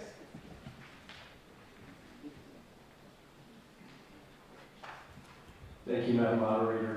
Stephen Presnell, I'm the Director of Finance and Operations for the Regional School District. Superintendent Willard is unable to be here tonight, so I'm pinch hitting for her. She's attending her son's college graduation for at the University, Eastern Connecticut State University, who are also the #1 ranked Division III baseball team right now. Bennett's here, and her son is one of the star pitchers. I just have a couple of things I might offer to town meeting regarding this year's budget. The appropriations are up by a little over $856,000, or 3.32%. That's a fairly typical increase from year to year. The current year is current budget that we're in right now is actually a decrease from the prior year. This kind of brings us back up just a little bit above where we were in fiscal 21. The other comment I'd like to make is that the Student Opportunity Act is affecting the assessments for the 3 towns from this point forward. The Student Opportunity Act was the sweeping education funding legislation that was passed a couple of years ago, and it delayed because of COVID, but now it's in the implementation phase-in stage. And so what's likely to be happening is there'll be increases to the required local contribution to all 3 communities based on additional funding that the state is directing toward public education, specifically with things like employee benefit costs, out-of-district special education tuition, guidance and psychological services, as well as low-income and English language learners. So that's just kind of the state of public ed in the Commonwealth. This budget provides the district with the financial resources to maintain reasonable class sizes and robust curricular and extracurricular program offerings. It also allows us to continue with current initiatives such as professional development around literacy, promoting data-informed teaching practices, as well as trauma and culturally responsive informed practices, and a new initiative around multi-tiered systems of support. The budget also allows us to continue with full implementation of our one-to-one initiative around student access to computer devices, grades K-2 through 12 with Windows-based laptops, and grades K-1 with iPads. And when augmented with significant contributions from our revolving accounts, notably circuit breaker revolving, which is a special ed program, and school choice revolving funds. It also provides the needed funding to meet our tuition obligations to vocational schools outside, both in and outside of our district, and special education placements outside of our district. Lastly, we take great pride in our facilities that were dramatically improved Thanks to the MSBA and generous financial support from the voters and taxpayers in all three towns, this budget allows us to continue with our debt service obligations and to maintain and improve the buildings and grounds, keep them looking and functioning as well as they did immediately following the campus-wide building project. So on behalf of the superintendent and the regional school committee, we respectfully ask for your support on this article. Thank you. Stephen, do you mind? Thank you. Just a quick question over the budget. How many years have you worked for the town of Southwick? Well, having worked for the town itself, I'm sorry, I worked for the regional school. Regional school. It'll be 11 years next month. And will you be here next year for this discussion? Well, if everything goes well, Mr. Gee, no. I'm planning to try my hand at some other things. So this young man is retiring. He has been such an asset to me personally for 9 years. He was a phone call away. He dumbed it down so I would understand the numbers. And it was always a phone call away. And there's a million questions with the school systems that we get regularly because for some reason they're afraid of the superintendent. I don't know why. So we get the calls. Stephen was, 2 minutes away with the phone call. Stephen, I can't thank you enough for what you've done for me personally and the town of Southwick. Thank you. It's been my pleasure.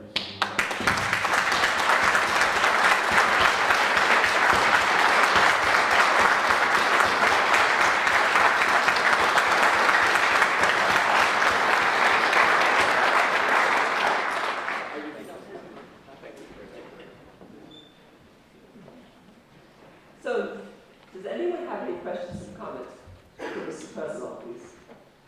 You could come up to this microphone.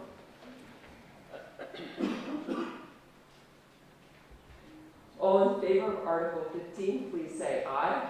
Aye. All opposed, please say no. The article passes unanimously. Now we move on to Article 16, which is also the regional school district, that has to do with debt authorization.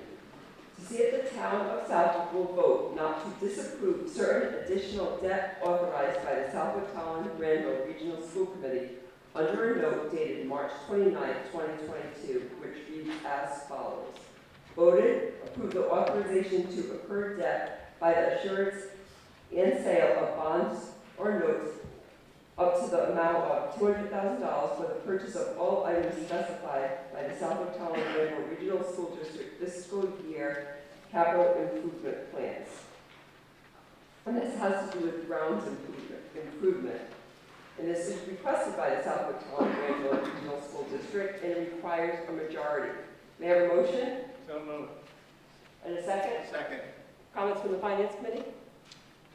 Article 16, the Finance Committee recommends that the town vote not to disapprove Article 16. Are there any questions or comments? All in favor of Article 16, please say aye. Aye. All opposed? The article passes unanimously. Thank you, folks. Thank you. Thank you, Mr. President.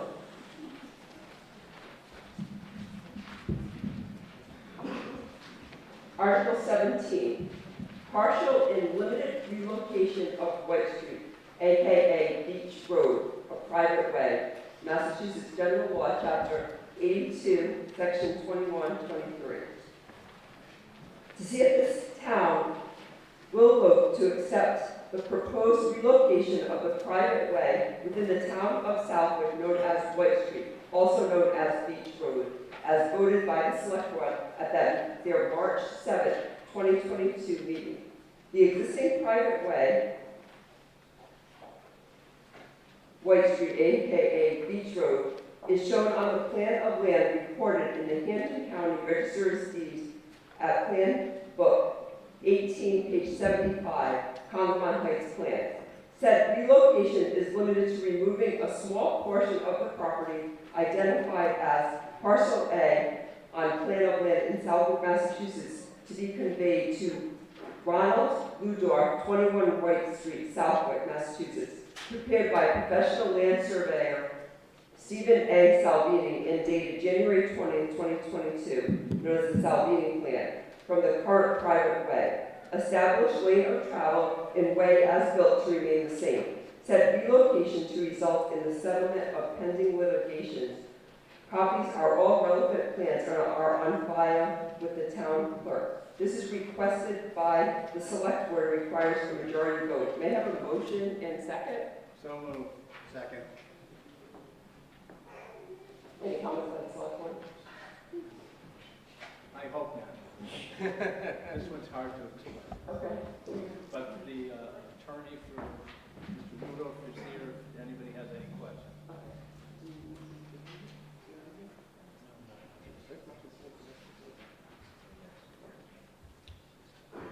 Does anyone have any questions or comments regarding Article 17? Yes, please come up to the microphone.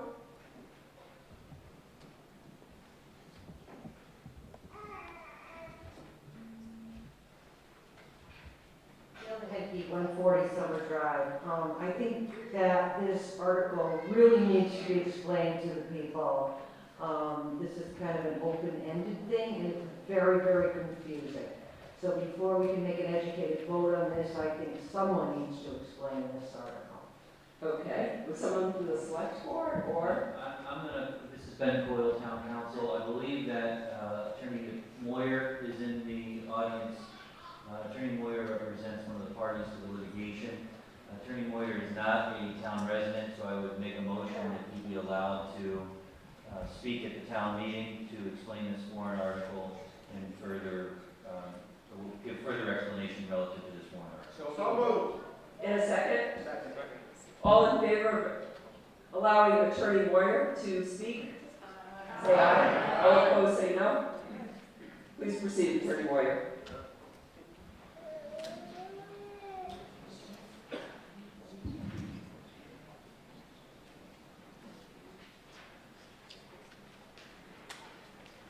Good evening.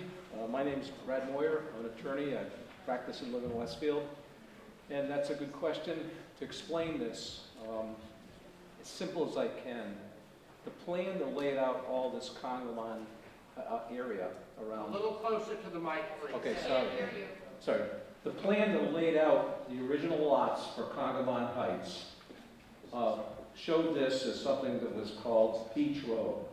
So it came down and went along the water. But the plan didn't show any land as you got further down the street on the water side.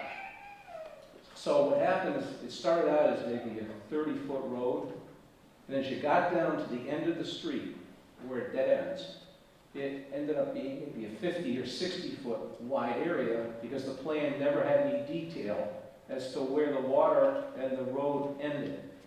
So in looking at this, our client and the people before him had used this 30 or 40 foot piece of property, maybe 1,200 square feet, maybe a little less, that's lower than the road, along the water, never used or passed over by anybody, never used by the town. Nobody's ever used it but him and the people who owned the house before him. To solve this, we filed a suit in land court, named the town and some other people, not because, they did something wrong, but because to solve these kind of title things, you have to name everybody that has any interest.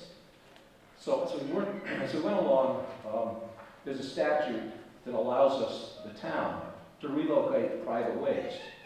Our case in land court was based on the fact that the Ludorts had used this for more than 20 years adverse. And I'm sure everybody's heard of adverse possession. That's where you use something and nobody else has used it, open, notorious, and if you do it for more than 20 years, you own it. To prove that you own it, you have to file a case in land court. So we did this, served 80 or something people living in Congamon Heights. But as a resolution to work this out for everyone, we requested and asked the select board and the town if they would relocate the way. I'm confident enough that if I try this case that I'd succeed. But it means I'd have to try the case, the town would be involved, and we'd end up with more than likely the exact same result. So what this does is if you ever go out there, the road goes down on this White Street now, you look to the right, not at the end, it goes down about 10 feet. Never been used by anybody except the person who owns across the street, Mr. Ludor. So what this does, it relocates the road to where it actually is. So nothing changes on the ground.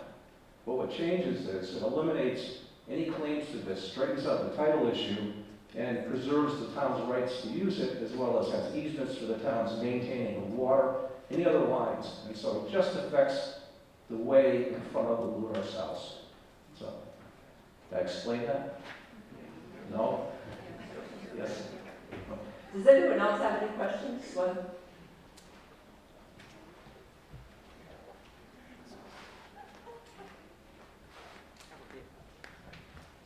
Carol Ann Gauthier, 6 Island Pond Road. I'm the president actually of the association that has been through this litigation with the Lewis through Mr. Moria. It's a piece of land that is owned by... Can you just step a little closer to the microphone? It's a piece of land that's owned by Congamon Heights Association, which is a member of about 75 people. I'm the president of that association. We own various beaches on Congamon Lake, Middle Pond, and this piece of property was not really used by anyone, as he says, and we also agree with this action moving forward as the association, the members of about 75 people. Thank you. Any other questions or comments? All in favor of Article 17, please say aye. Aye. All opposed, please say no. The article passes unanimously.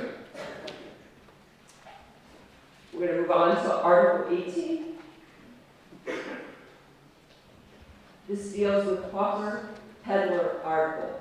To see if the town will vote to amend the zoning bylaws of the Code of the Town of Southwick by deleting Section 138-1 in its entirety and replace it with the following, and further that non-substantial changes to the numbering of the bylaw be authorized in order to make it consistent with the numbering format as sequenced of the Code of the Town of Southwick. And this is requested by the Select Board and requires a majority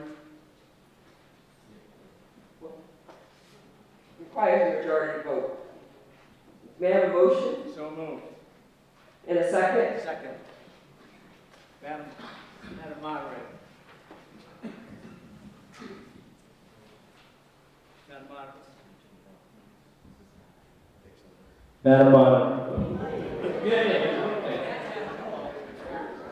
I, Russell Fox, make a motion to amend Article 18 by deleting the word zoning in the first sentence and replace it with general.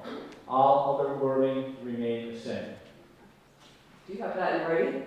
Yes, ma'am.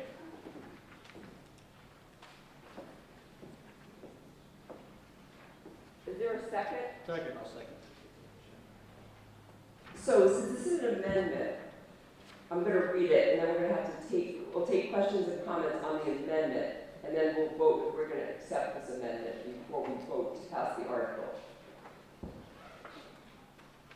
So let me read the new article.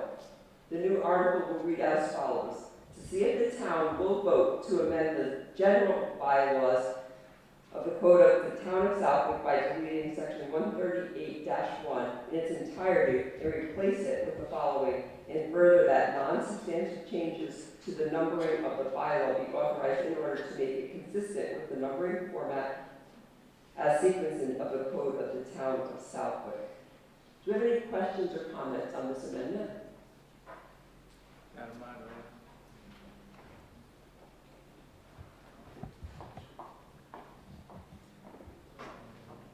Madam Moderator, this was just a typo, and that is the purpose of the amendment. Okay. Thank you. So this is a typo. Any questions or comments? All in favor on this article, accepting this amendment to the article?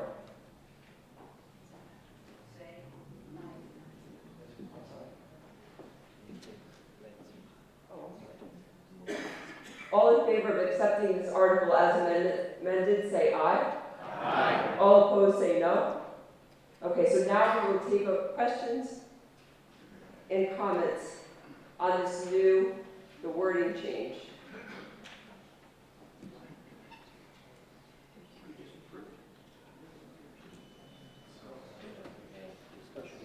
Is there any discussion? All in favor of the amended Article 18, please say aye. Aye. All opposed, please say no. The article passes as amended. We're going to move on to Article 19. Article 19 is a zoning bylaw. It's a major development review bylaw. To see if the town will vote to amend the zoning bylaws of the Code of the Town of Southwick by adding Chapter 185, a new section 9.1 entitled Major Development Review as follows, and further that non-substantive changes to the numbering of the bylaw be authorized in order to make it consistent with the numbering format as significant of the Code of the Town of Southwick. This is requested by the Planning Board and requires a 2/3 majority. May I have a motion? And a second? Second. Is there anyone from the Planning Board who wishes to speak? Or the Town Planner?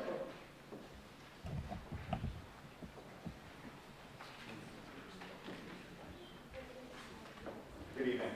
Mike Doherty, 16 Lexington Circle, and the chair of the planning board.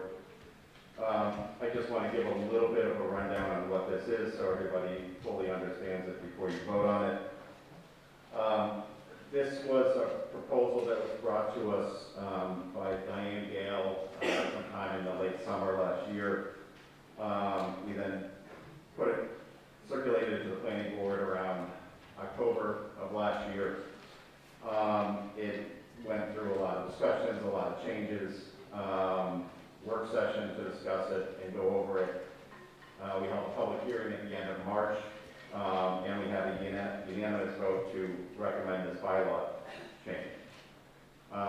Essentially what it is it addresses the process for large development, commercial development in town. And so we set some criteria, and if a project meets that criteria, they have to do a couple of things earlier in the process rather than later in the process. First, they have to take their application, give it to the town planner, and the town planner looks at it and says, is this going to have a significant impact on traffic, municipal services, environment, community, or fiscal impact such that we should have them give us some more information about one or all of those categories, or none of those categories, depending on what the project is. So, for example, you had something where you didn't have many employees, but it was a major development, you may not have a big traffic impact, and you don't need to do a comprehensive impact statement for that particular category. Once that is through, and again, so that would be asking for information that the planning board would eventually ask for down the line when a public hearing is open, but simply gets it earlier on in the process so that the planning board has it and it can be presented to the community at a community meeting. Which is the second part of this, which is that before we get into a public hearing, the applicant will hold a community meeting or answer questions and say, this is what this proposal is about. This is a not uncommon procedure in a lot of towns in the Commonwealth as well as in other states. And I think it is something that allows both the board and town heads, town departments, and the community to learn about what this project is before we get to a public hearing so that both sides can figure out what they think about it and changes can be made if necessary. At that point, the application would go in as any other application and you'd hold a public hearing on it. But again, it sort of front loads where that information is coming from so that the board and the community have this information before you get to the public hearing.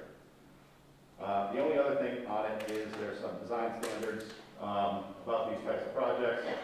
I think they're reasonably common sense, but they allow these types of projects on lots that are 5 acres or above, and you can't use a significant part of that lot. You can't use more than 40% of that lot for impervious surfaces or your building that you're putting on it. So that is essentially what it is. Again, we look at it as a process issue and not so much a substantive issue, but it just sort of front loads the information for the board. Thank you. Thank you. May I have other questions and comments? Please approach the microphone or raise your hand if you need a microphone brought to you.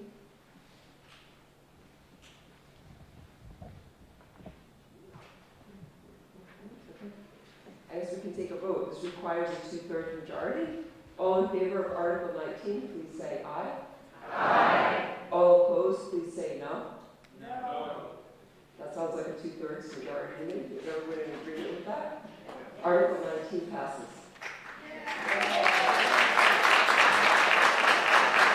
We're going to move on to Article 20, which is also a planning board article. It's the wireless communications facilities bylaw. To see if the town will vote to amend the zoning bylaws of the town of Southwick 185-23 by replacing the existing 185-23.1 entitled Wireless Communications Service District with a new 185-23-1 entitled Wireless Communication Facilities as follows, and further that non-substantive changes to the numbering of the bylaw be authorized in order to make it consistent with the numbering format as sequencing of the code of the town of Southwick. And this is also requested by the planning board and requires a 2/3 majority. May I have a motion? So moved. And a second? Second. Would you like to comment? Make a recommendation? So the first thing I would like to do actually is make a motion to correct one, I guess I'll call it typo in there. Okay. It would be a motion to amend Article 20 of the warrant for the annual town meeting to change section E6 of the proposed bylaw by replacing the word clerk with the word treasurer.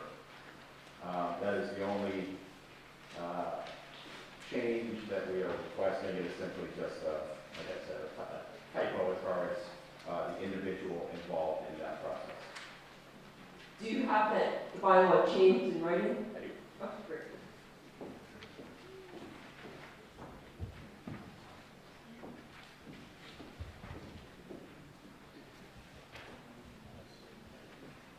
So the motion just deals with a typo, and the motion is to amend Article 20 of the warrant for the annual town meeting to change Section A of the proposed bylaw by replacing the word clerk with treasurer, with all other language to remain the same. May I have this motion? And a second? Second. Does anyone have any questions regarding this?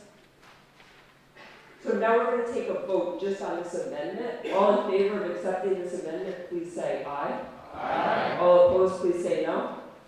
That passes. Now we will vote on the bylaw after we take any questions or comments. Does anyone want to make any questions or comments regarding this? All in favor of accepting Article 20 as amended, please say aye. Aye. All opposed, please say no. The article passes unanimously. Now we're on to Article 21, also Planning Board Wireless Overlay District Deletion. See if the town will vote to amend the zoning bylaws of the code of the town of Southwick 185-5 districts enumerated map to eliminate reference to the Wireless Communication Service District overlay map dated April 10, 2001, and as subsequently amended by revising subsection A and removing subsection F as follows, and further that non-substantive changes to the numbering of the bylaw by the authorized in order to make it consistent with the numbering format as sequencing with the town of Southwick. May I have a motion? So moved. And a second? Second. Would you like to speak on this, Mr. Starry from the Planning Board? And what's your recommendation? This is more a technical issue. The bylaw that just got voted on and passed, this requires this change because we're no longer using an overlay map, so this just takes out that overlay map. Thank you. Does anyone have any questions or comments regarding Article 21? All in favor of Article 1, or Article 21, please say aye. Aye. All opposed, please say no. Steal. The article passes. Just so you know, I abstained on the last also. I work for a telecommunications company. I can't vote. Okay, thank you. Can I have a motion to conclude the annual town meeting? In a second? Second.